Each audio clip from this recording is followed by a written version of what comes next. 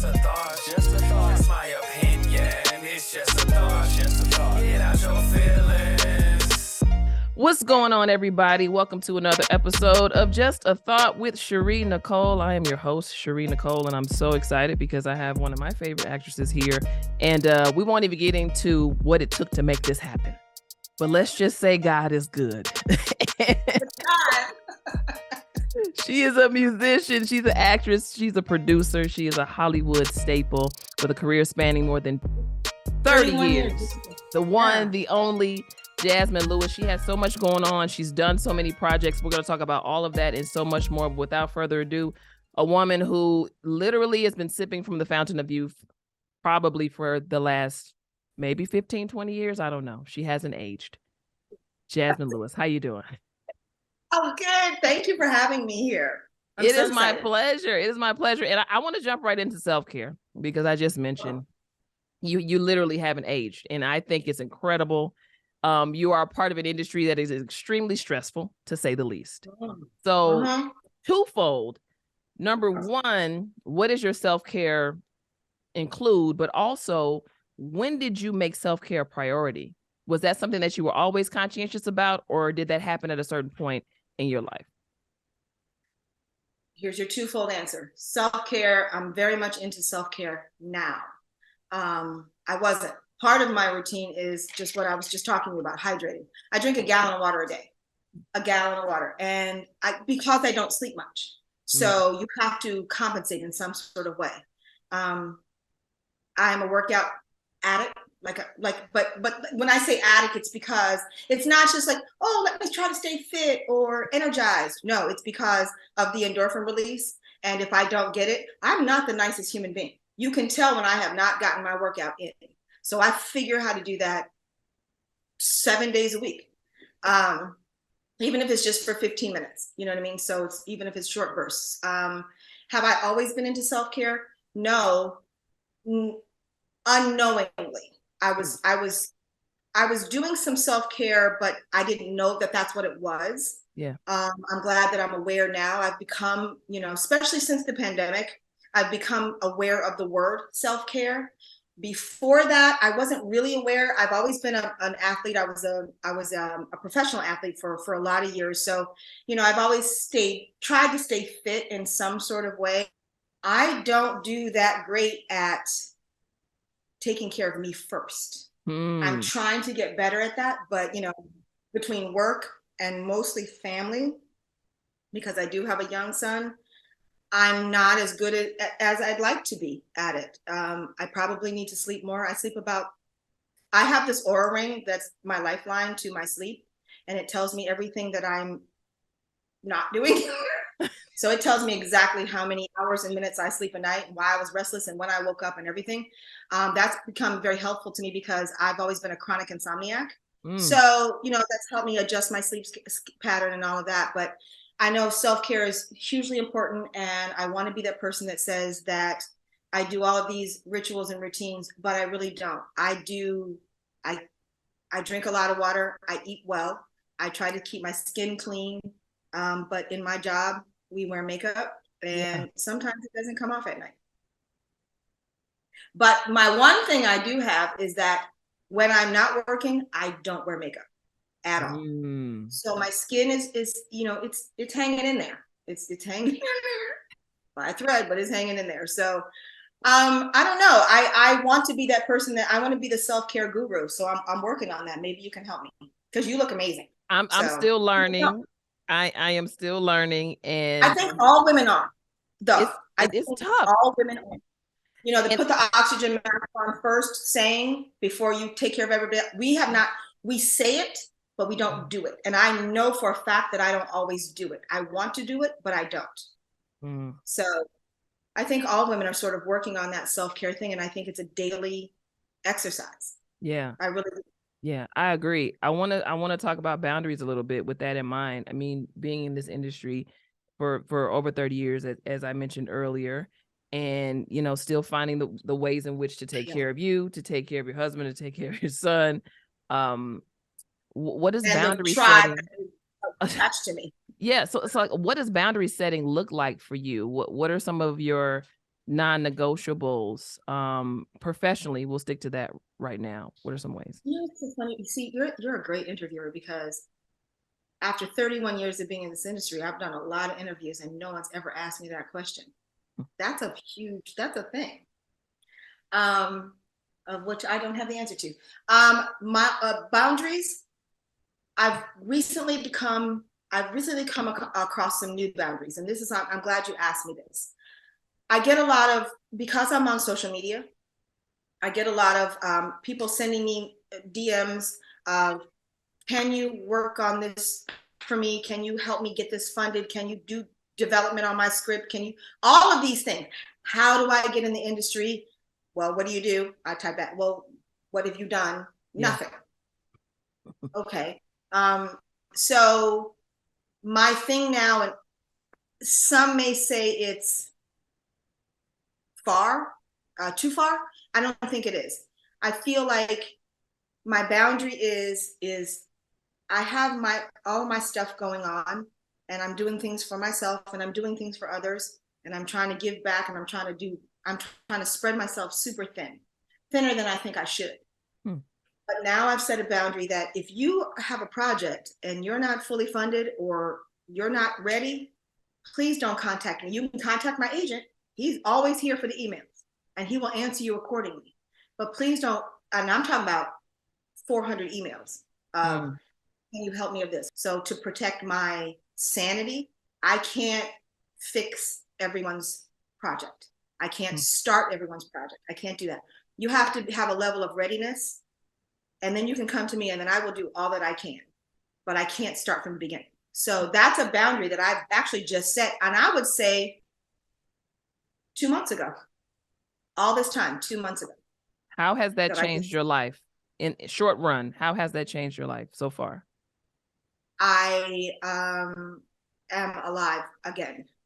That's how it's changed my life. Like I can breathe again because I have been so blessed in this industry. I want to do the same for others, but I can't do everything by myself because everything wasn't done for me by one entity or person. Yeah. So I had to realize I can't do it all. So I have to pick and choose. And that has saved me my sanity because I was spreading myself so thin. Well, okay, I'll come there for one day and I will do a seminar and we're going to fix your script and we're going to fix let's go get you some funding. Let me call my contact. I was doing all of that. And I can't do that for everybody. Yeah, I can't. And I realized that, and that has saved me a lot of stress. And stress is a killer. It is. I want to move to your versatility because you are a Renaissance woman. Like, I don't know if people really understand that, but we're talking music, movies, film, TV, athletics, mom, wife, writer, everything that one could think of in a number of spaces. How do you satisfy your desire to have your cup filled in these spaces? Because as you mentioned earlier, before we started talking, if you got to get on a plane and go shoot, I mean, that's where your focus is. If you have to come home and get to your son's birthday party on time, that's where your focus is. But you have all these other gifts that still need some level of edification. So how do you work through satisfying those? What does that look like for you? Keep working. That's how it looks. And it's just so interesting. I'm trying to pare down my extracurriculars. Like I don't really, and it's a sad thing for me because I started in music and I don't really do music anymore. I can't figure it into what I'm trying to do because my bigger picture is honing this world of not an actor because I've been doing that for a long time, but as a director and a producer and creating something for the people that are coming behind me, for them to step into easier. That's what I'm trying to do. So that's become my world. So it's fallen away is music. I love to listen to it, but I don't get to play anymore. And if I turn my screen around, you'd see my basses sitting in the corner of my office. And I love them, but I don't get to play them as much anymore. I don't get to go on the road anymore. I don't get to sing professionally anymore. I don't get to I don't get to do a lot of things that I used to do, but because I had to make my world smaller to make it fit with a lifestyle that I didn't know was going to happen, but it's happened. Because this portion has grown so much and so fast. I had to shrink some other things down.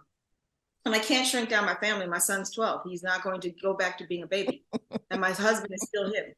You know what I mean? I love him, but he's going to still be him. He's going to hear him all day, you know? I was just fascinated by the music piece in particular, because I have good friends that are singers and musicians, and you know, I come from a musical family, and even as a creative myself, I can't imagine essentially being like taken away from that piece in order to have to accommodate for another gift and another calling that's on my life. Yeah. How do you suppress the missing of it? We're not, guys, I'm not talking about, Jazsmin is not like, oh, I sing for fun on YouTube. Like, she's an actual artist on a lot of levels. So how do you suppress the longing for that? Because I would imagine innately you still desire to be able to function that capacity in some way. I do. That's what I have, a lovely space that I live in right here. And I get to do it there. I don't do it on stage anymore. I don't tour anymore. Do I miss it? Of course I miss it. But there just isn't space for that. And I maybe I'm still reconciling that. Maybe I still am.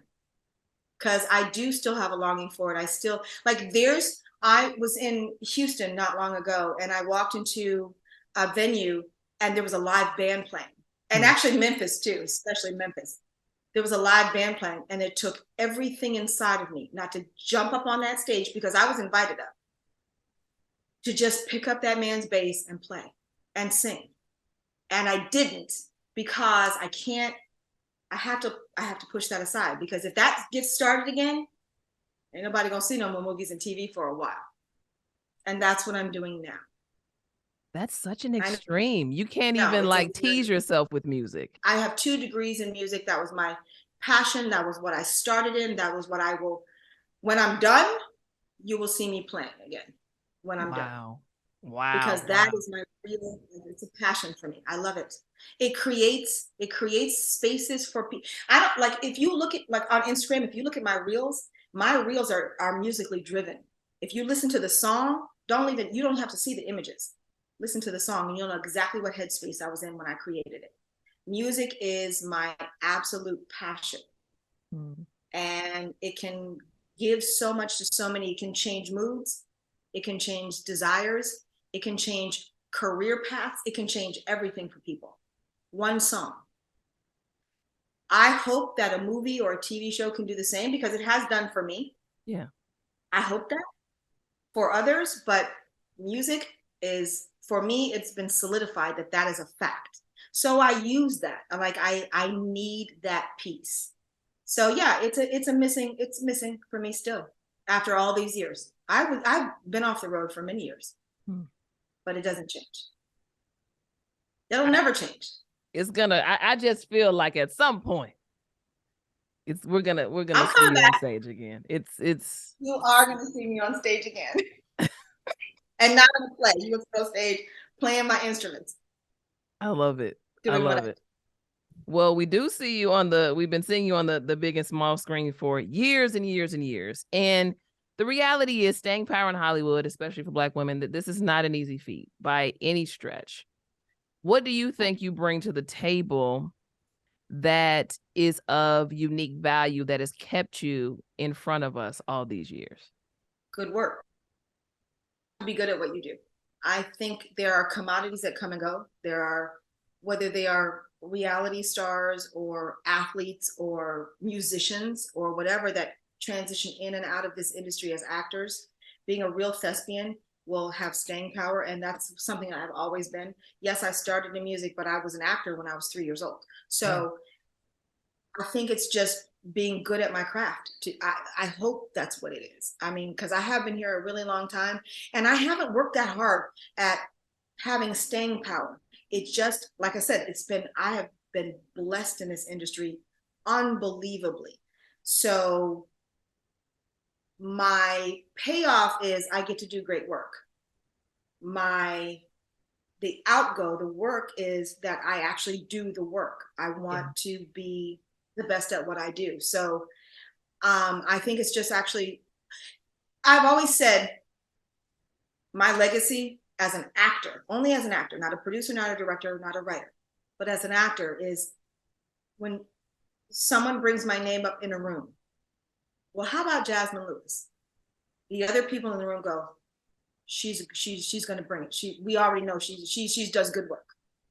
That's all I care about. I don't care if I'm right for it. They can say, yeah, she doesn't look right. She's a great actor. She does really good work. She's not right for this, but we'll keep her in mind for something else. I'm okay with that. As long as I get that, she does great work. And I think that's the staying power for me, because the pursuit of it is I've never been good at. I've never been good at the pursuit of it. But I think that when I do something, it's because the work is solid. It's good. They know that they're going to get what they're going to get and more, but you have to have the resilience to wait out the lulls. And it's so funny that you bring that up, because for a lot of years, I started with a group of girls, of which everyone knows, but I won't name them. But everyone knows this group of girls. We all sort of started together. Some of them are still here. Some of them are not. And it was the wanting of, like, the pursuit of it. They were great at that. They would go to the events and the networking, and they did all that. And I was never great at that, because being in the music industry, I was a commodity. I was a young, very young female bass player. So I was pursued. I didn't have to pursue my job. Wow. They knew that I was good at my job. I played like a man. That says a lot. That I would be described that way. She played like a man. We'll deal with that later. Thank you. Appreciate it. I know what they meant. And so I didn't have to pursue other tours. They came to me, because I was sort of like this anomaly on stage. I'm like, look at this girl. She's like 17 years old with high heels and long hair, and she plays bass like Marcus Miller or, Bootsy Collins. And that's a commodity. So I didn't have to pursue that. So I didn't come into this industry understanding how to pursue jobs or networking or things like that. I didn't even understand that. I didn't know how much I could have done at the time had I showed up, but maybe not. Maybe not, because it still came to me anyway. So what's for you is for you. But yeah, the camaraderie in this industry, it should be elevated. It is getting lost. It is getting lost, I feel like. And I don't want to be one of those people that pushes that to the wayside with the people that are coming behind me. You know what I mean? I want to pull them up, as opposed to that didn't happen for me. That didn't happen. Oh, this is interesting. I'm not gonna push you too hard, but I will ask, camaraderie getting lost, because it's such. I don't believe dreams are achieved alone. I just don't. But we are in times have changed. For you, was there a defining moment when you kind of realized, wait a minute, this piece of the industry is becoming obsolete? Was there a defining moment in that for you? Was there something that happened, or was it, hey, over time you just realized the lack of support or the lack of fellowship or the lack of friendship just didn't exist as much? I learned that in the first 5 years of this industry, that it didn't exist. It took me no time to figure that out. 25 years ago, I learned that. Yeah.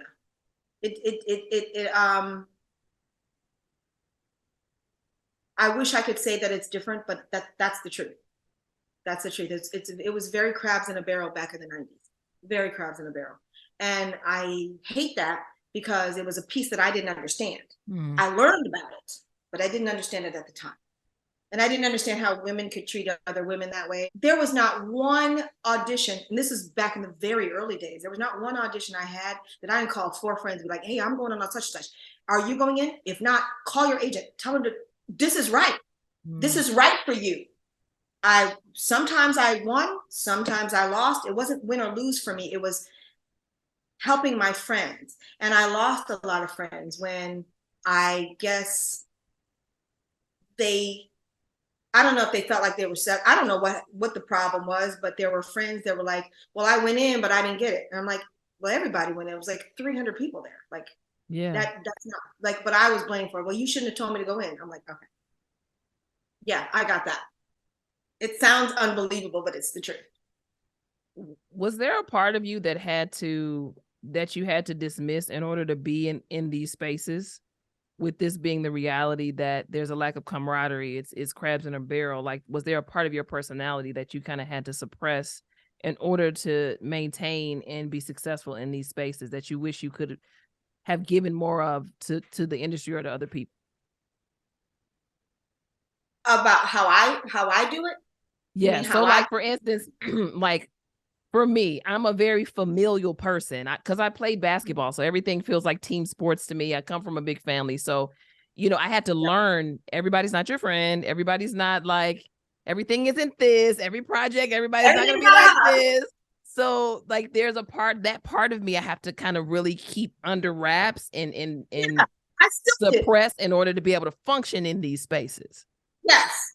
Yeah, absolutely. My real friends, my closest friends are not actors at all. They used to be, so I thought.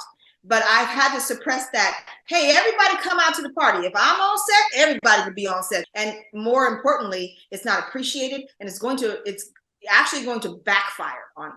And I've done that for too many years. So yeah, I had to suppress let's give everybody a hug portion of myself. Yes. That was apropos what you did, because that's very who I am. Bring everybody in, let's all get money together. Yeah, let's all get money together. I don't outshine you, you don't outshine me. Everybody shines together. That's not the reality in a lot of instances, sadly. And so, at least to some of the people that I know. Yeah, yeah. Let's talk about the reality with Black creatives, both in front of and behind the camera. I do think there's been progress here on a significant level, but you being someone that functions on both sides, what are you most proud of? And also, what would you like to see improve yet and still? I have been most proud of the amount of creators that have decided to step up from just in front of the camera to behind the camera, or above the line, as they call it on the call sheet, producers, directors, EPs, things like that. People that have just been actors most of their career, and they've stepped up and I call it put your money where your mouth is. Like, I'm gonna create this, I'm gonna write this, I'm gonna figure this out, or I'm gonna get this done, however that works. That has changed. It is evolving, it is growing, and I'm very proud of that. Something I'd like to see change or grow is people that are in front of camera and also behind camera and bring their colleagues into a situation. It's an interesting dynamic, which is a great thing because you're giving somebody a chance. Right. But don't do it purposefully. Like, this girl is better at that. And like, she's right for it, but you don't want to let her have no shine. You don't give it to her. You don't bring your friends along. You don't say, hey, you know what? I'm not right for this, but this girl, she's right for this. I've not seen that, at least with me. I've done it, but I've not seen it. And I've not seen it with a lot of my friends that feel like they're on par with someone else. They'll do it with someone that they feel is coming up. You know what I mean? Like, that's on par. Because this might be that one moment, one project that makes them now outshine you. Yeah. So that, there's ego involved in this. This is the entertainment industry. So there's ego involved. And it's a little bit sad because they're missing out on something that can be great because you're afraid. It's fear. That's what it is. And I think I let go of fear a long time ago. I think that's why it doesn't affect me, but I still see it in some of my comrades. Let's put it that way. You have been able to tell a myriad of stories over the course of your career. Is there one narrative about Black women in particular that you haven't seen or you'd like to tell differently, whether it be in front of the camera or behind it? That's interesting. Well, we have some iconic Black women that have not been portrayed in history. I would love to see, you know what, there's not a situation that, like, let's say in history that I haven't seen or that I want to see. The Bessie Coleman story. Yeah. I'd love to see that. I have been told, like, you'd be right for this. I'd love to create that. I don't think that it's been done yet, but I'd like to do that. In front and behind the camera, more behind the camera. Here's my thing. I would love, and I don't want to put this out there like I don't want to act anymore because I love my job. I love my job. But I have put my mind to being on the other side of the camera a bit more. So I love being able to tell a story without being on camera or being on camera minimally. You know what I mean? I just did a movie that I'm on camera a lot. So clearly that's not the whole case. Yeah. But let's just say I'm being more selective. I think this goes back to your original question, like, what, stop sending me all your unfunded scripts because I ain't just trying to just jump. I don't need to be on camera like that. I'm okay. I love being behind camera and creating the vision and creating the story and creating the concept of what we're about to present, as opposed to just standing in front of camera wearing makeup and letting my hair down and being a good actor. Yeah, I think the Bessie Coleman story I'd love to tell. Somebody's gonna hear this interview and they're gonna tell the story, and then I'm gonna blame you. We're gonna find a way to copyright this conversation somehow, some way. Because I think you could be great, low key, in front of and behind the camera. So nobody take this. I'm coming to sue you. How about that? Take this. It's copyrighted. What's the date? Yeah. Okay. Exactly. We are in a time now where social media is it's taking over everything. And I mean that in the best and in the worst of ways. And we've yes, we've seen entertainers really have to make adjustments in terms of, project selection, how you guys market yourselves and things of that nature, what choices you make. What's been the biggest adjustment you've had to make when it comes to just rolling with the punches and the tides of this era as compared to, like you mentioned earlier, the 90s and even the early 2000s? Two things. Being on social media, period. I'm terrible at it. Terrible. I suck at social media. I want to get good, but I'm not. I'm not progressing. I can admit that. I do. I try every day to progress. Not progressing. So yeah, I need to get better at that. Because people, it's interesting when you sit on the other side of the table, not the actor side of the table, you sit on the other side of the table. I'm listening to conversations now with co-producers and other EPs and people saying to me, I throw out a name like, this would be great for this project. Well, and then they pick up their phone. How many followers? I'm like, as a director or as a producer, I just need a really good actor. Yes. And I'm not getting that. I'm getting a person with 1 million followers. And I'm like, okay, but does she speak English? And is it like, can we understand her? Okay. There you go. There's a pushback with that. And that's killing me. It's making me crazy. And I'm not talking about anybody in particular. There are people that have started in reality and they have transitioned to decent actors.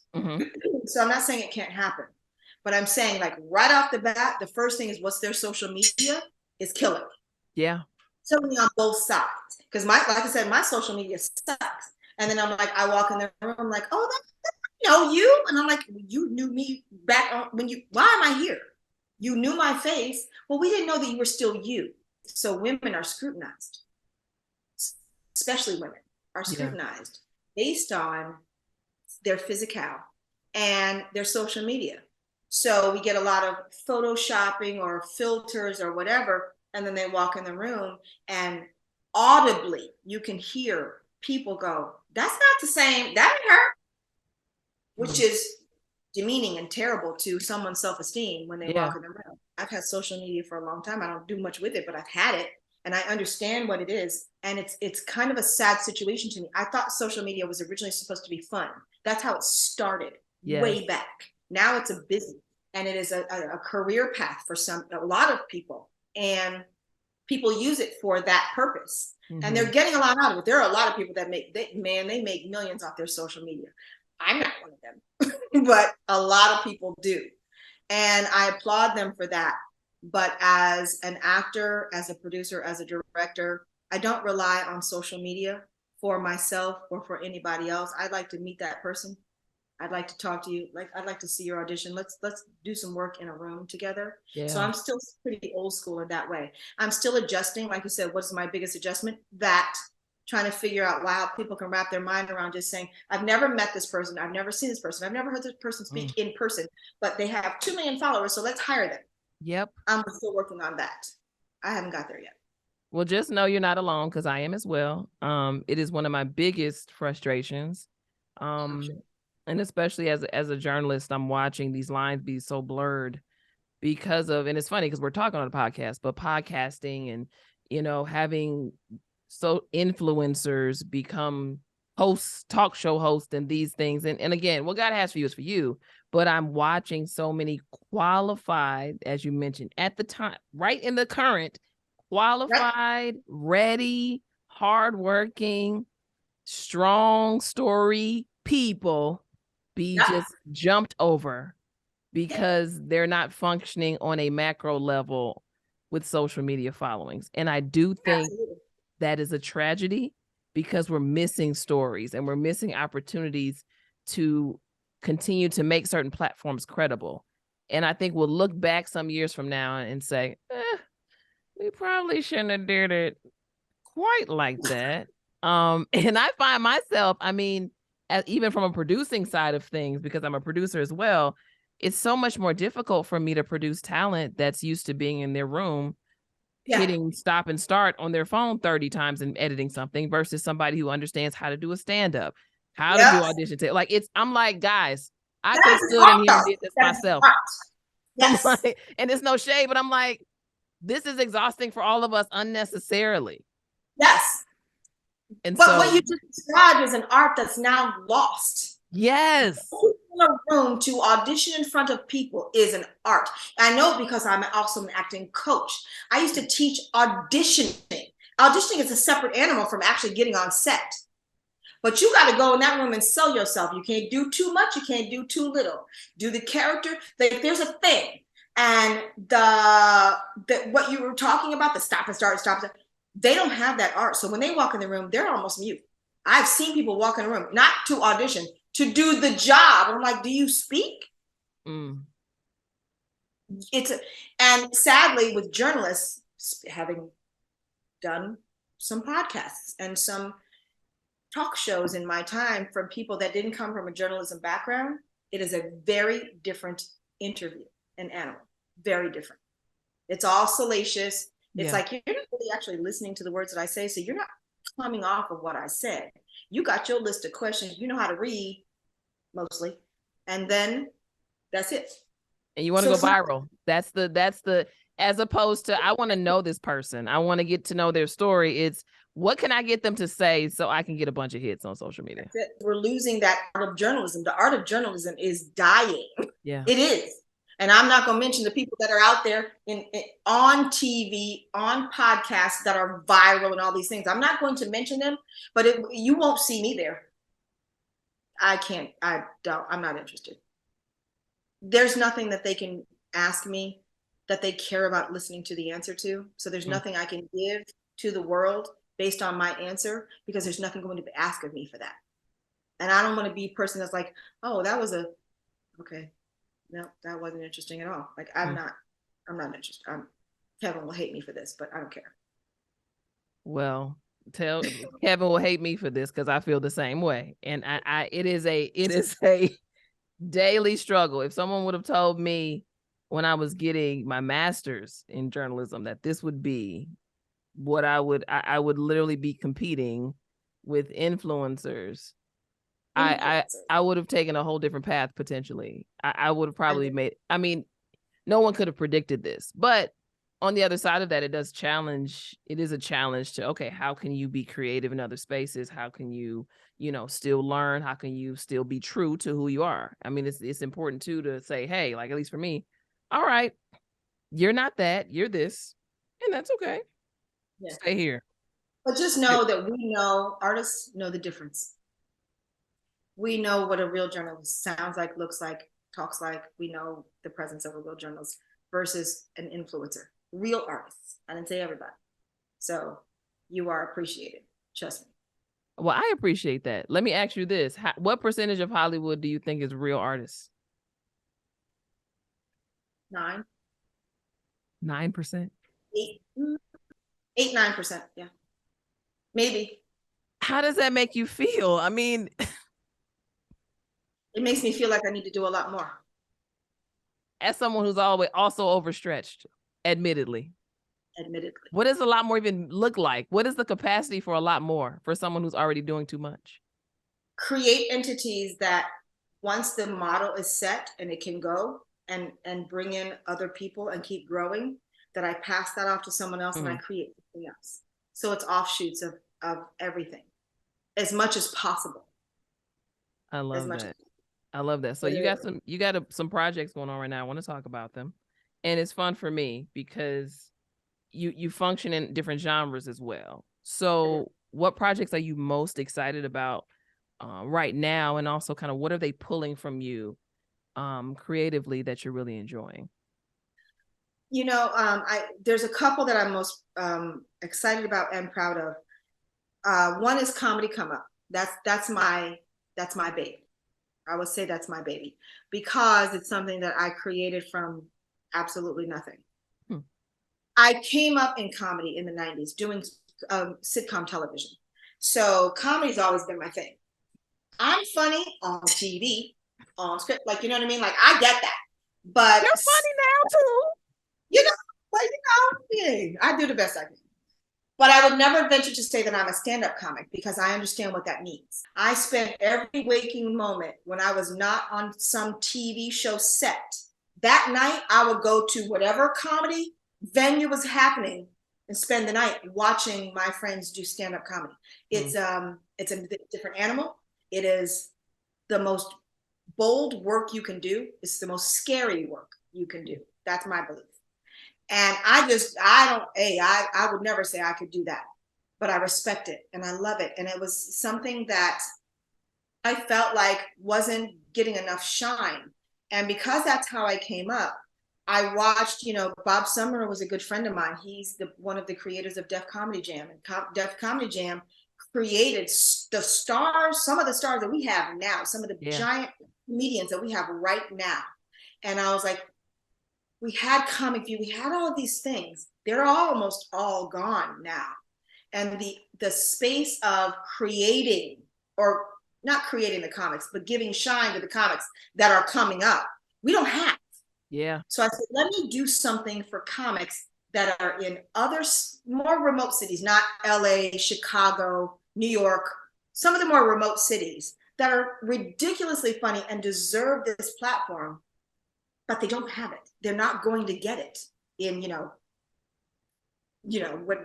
Tuscaloosa somewhere. You know what I mean? Yeah. They're just not going to get it. So I said, let me create something because this is something that I admire and I appreciate and I understand.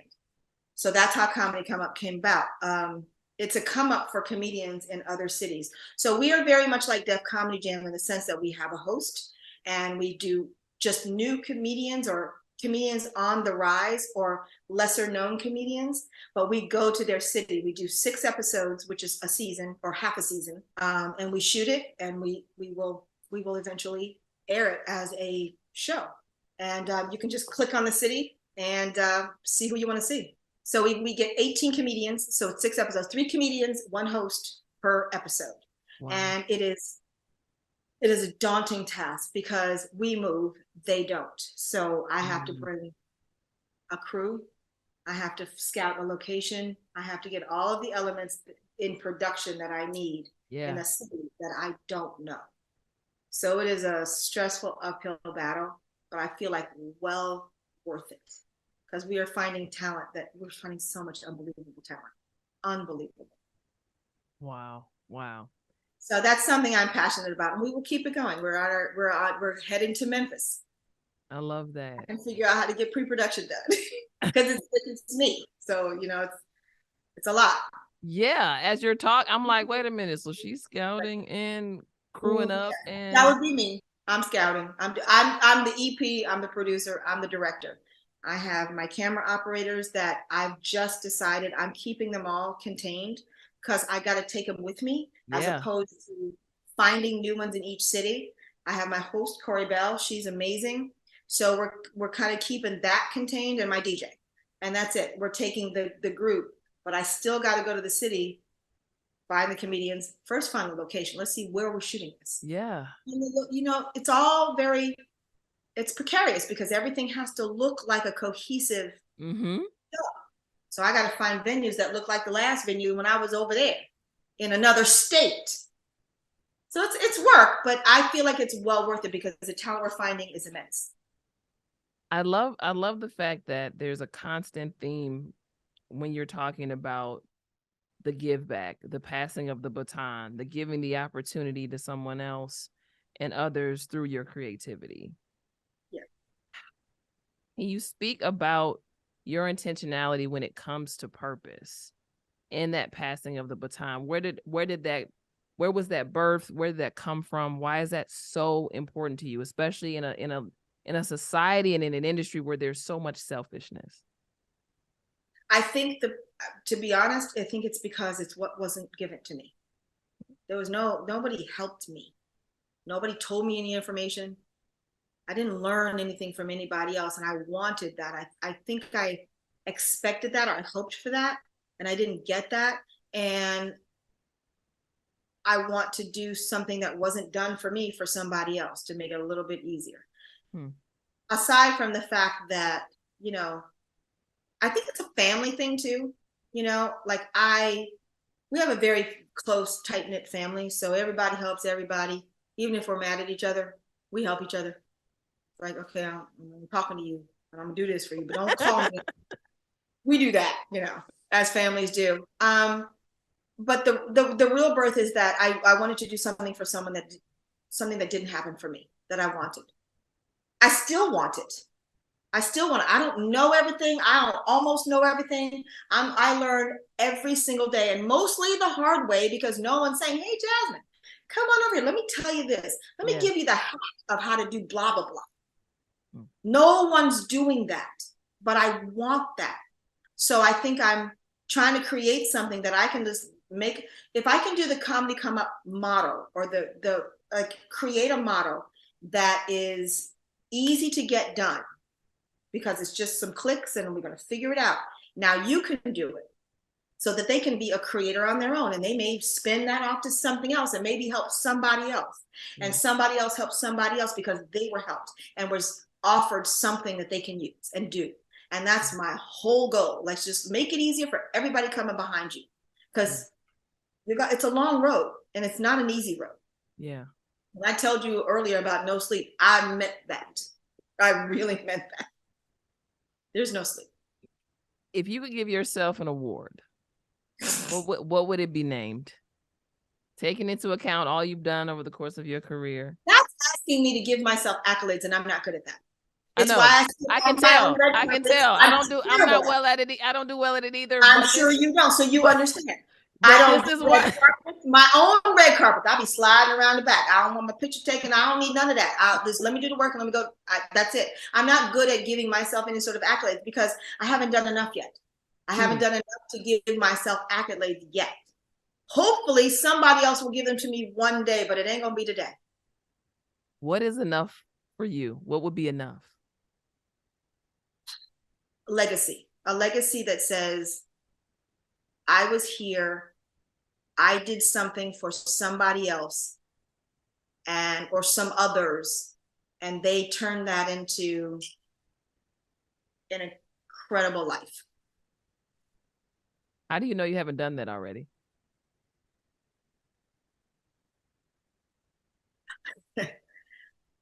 No, I just feel I don't feel it because I'm still here. I'm still healthy. I'm still alive. I'm still, so there's always more to be done. Hmm. As long as I'm still here and functioning, I'm upright. I'm not this way. So enough is not enough until you're this way. That's fair. I'll take that one. I won't even put the clamps on you any further, Jazsmin. I will take that. I'll let you have it. I'll let you go ahead and slide on past it. I'll let you have that one. Yeah, I did not. You did a good job. You snapped. You got a 10 out of 10 from me on that. You did a good job. That says a lot. Really. You did your thing. You did your thing. And I know that you're not really doing your thing on social media. Like, you're doing your thing, but you said you're not the best. But I do want to make sure that people can stay connected with you and all the amazing work that you're doing. Maybe they have all their stuff together. Yes. Let me, because on social media. So this is something that I want to promote, not just Comedy Come Up. There's a movie that I'm actually still doing. It's called Aftershock. This is a hugely important story. This is why I want to talk about it for a second. Yeah, let's do it. It's the Nicole Bell. It's called Aftershock, the Nicole Bell story. It's about Sean Bell. Mm-hmm. So you know about all that. Yeah. So we're doing that movie now. We're hopefully finished by the 1st. It's an important story, which is why I kind of took it on while I'm doing Comedy Come Up, because that's a lot. Yeah. But I play Nicole's mom, and she was the fiance that was left. Yeah. So we need to look out. Hopefully in 6 months we'll be done. We can look out for it, but it's a story that people should research first before they see the movie. It's going to be an incredible movie.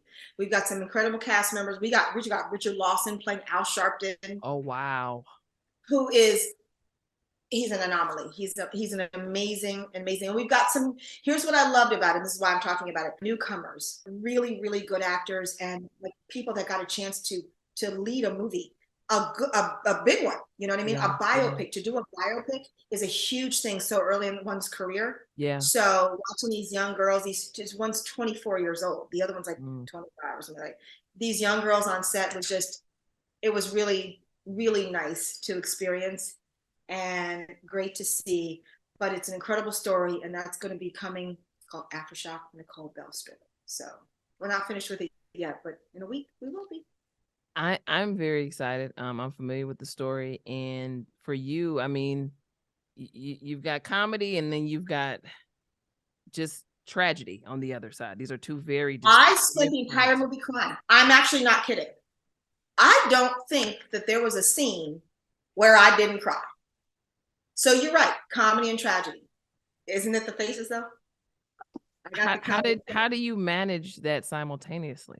That was an interesting walk, because I would come home from doing 12 hours on Aftershock and go back to editing and looking at edits of Comedy Come Up. So I literally went from tragedy in the same day. So, and I did that I've been doing that for weeks now, and it's an interesting thing. It's a play on your psyche. Like this is why working out is so important, because I was like, you know what? I'm a hiker. I was like, I gotta go hiking. I just gotta walk, put some music on and go hike, because I had to get out of both spaces for a second. You know what I mean? And wow. It has an effect on me still. It's still, because I'm not done with either one. So it's an interesting space that I'm living in right now. And I got to find out where the funny is, because I've been living in tragedy for weeks. I don't. But that's called Head Over Hill. And it was my very first boss. Really? Very first EP. I did my first auditions 100 years ago. My first audition, that was only one line. It was one line in the audition. But I went in there with pride. Did that one line, booked the job. And it was with Bentley Evans on the show Martin. Wow. And we've worked together over the years, but doing this show, this is Bentley again. So it's it's an interesting circle. Yeah. To come back to working with my first boss, but Bentley, I may not be funny in 2 days, but I'm gonna try to find it. Bentley, she's funny right now. I don't know why Jazsmin continues to say she's not funny. I don't know. I don't know if she's just.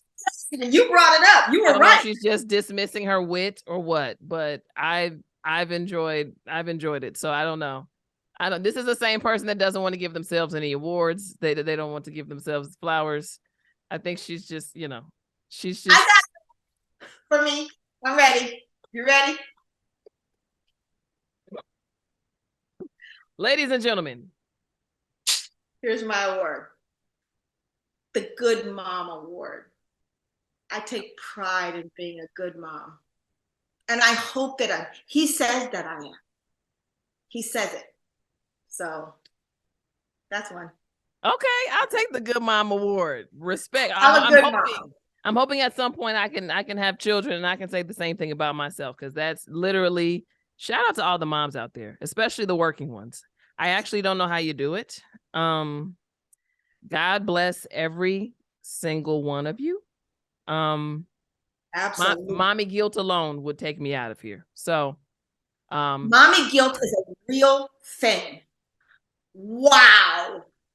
And you want to slit your own throat most of the time. Most of the time. Just saying. Live in that space. Get used to it. Mm-hmm. Then you have to act, and then you have to produce, and then direct, and be funny, and cry, and try to sleep for 3 hours, and go hiking to get away from the crazy that is life. And then look at your instruments on the wall and try to suppress your musical genius. You know what, Jazsmin? I've learned a lot in this conversation.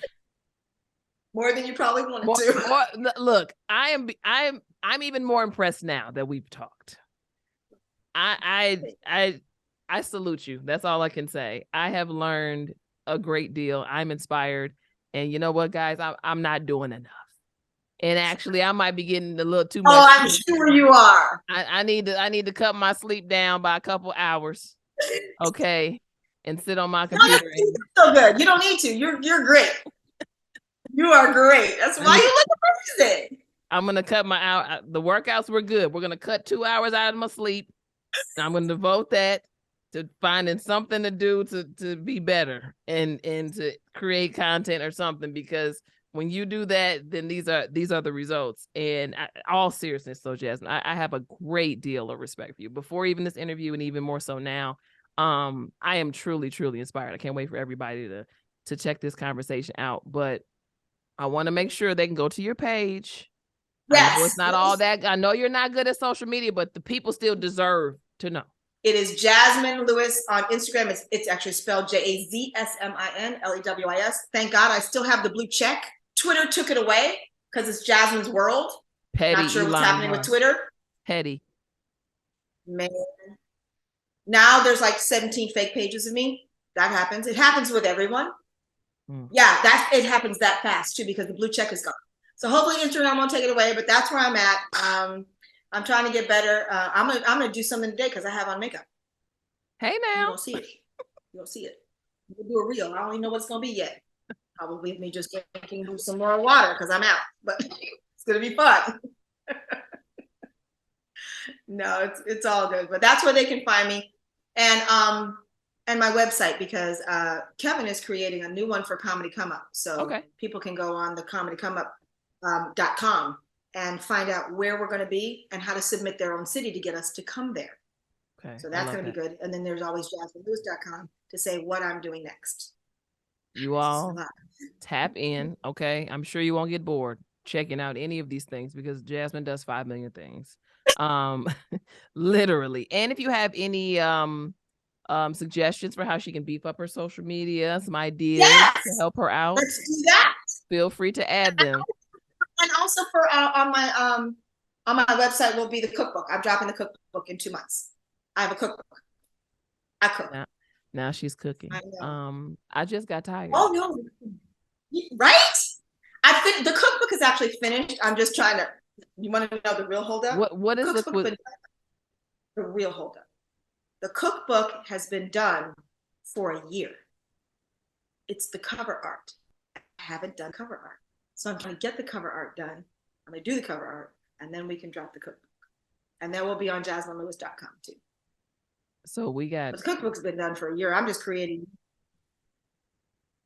So we've been waiting. That is on my social media. We've been waiting a year for some cover art. That's what you're telling us. We can't cook. We're waiting for a picture. We're waiting for a photo. When you say it, when you say it out loud, Instagram and on my page. When you say it out loud, how does it make you feel when you say it out loud? The most ridiculous thing I've ever done. Pretty much like you're making it look right now. Yep, I feel some kind of way. I know. But I told you I don't like pictures. I hate pictures. I'm an actor and I hate pictures. I know. I like moving cameras. I don't like still cameras. It took Kevin, man, Kevin damn near had to fly out here to get me to do this last photo session. He's the one that forced me into it. That's the only, I hadn't had a photo session in 10 years. 10 years. I haven't taken a still picture professionally. How did you get away with that? I don't go anywhere. I don't need to. Why do you need a picture of me for what? That's why you're sliding through these carpets and not stopping. Got it. I got stop. Well, now with Kevin, he's trying to make me be better. He's trying to make me be better to not miss the red carpet. So I probably will miss fewer of them now, but I know how to slide through a carpet. If you all are at an event, it's a red carpet event, and you see Jazsmin, just keep an eye out and say, "Hey, Jazsmin, come on over. Come take a photo." She's telling you all she's escaping you. All your photographers out there, dear Getty and all y'all people. Yeah, she's avoiding you. Next time you see her, call out her name real loud so she knows to come over there. That is not 10 helpful years. At all. 10 years. And this cookbook has what kind of recipes? Because I would like a copy. All of them. You know what? So here's the thing. On Instagram, there's Just Jazz 2. Okay. Just Jazz JAZ 2. That is just my cooking page. There's every video. I'm cooking their actual recipes. The reason I made the cookbook is because people needed measurements, and I don't cook with measurements, so I had to cook it all again, and that's how I created a cookbook. Mostly it's comfort food, it's simple recipes. There are some complex recipes for people that cook more often, but this was created during the pandemic so that people that didn't cook at all could actually make a meal for their family. And now it just sort of, I was doing it just like, I'm bored, let's cook together. Yeah. That's how it started, but it caught on like wildfire. So people were like, well, how much blah, blah, blah did you use in the such and such? And I'm like, okay, now I need to make measurements. That's how the cookbook started. See, and you make me choke. That's how the cookbook started. So. Okay, so everybody flood Jazsmin's social media and in her website and impress upon her the need to get a cover photo done ASAP so we can have our recipes. Sucks so bad, but you'll like them if you like to eat, and I like to eat. I eat for a living. I am not a foodie per se, but I do like to eat. I'm a dessert girl. I like soul food. But I don't have. I like soul food stuff. Give me a good sweet potato. I got all soul food. Macaroni. I got soul food with everything. I got you. You got short ribs in there. I got black eyed peas. I got everything for you. Jazsmin Lewis. All I have to say is thank you. It has been an absolute pleasure. We have to do this again, especially when these projects drop, because it's just an honor to be able to talk to you, but also to support you. And, thank you for all that you've invested in this industry and those professionals who I know are going to be saying and have probably already said, hey, Jazsmin Lewis looked out for me. So thank you. Thank you. Thank you for having me. You're incredible, but you already know that. It's just a thought, it's my opinion, it's just a thought.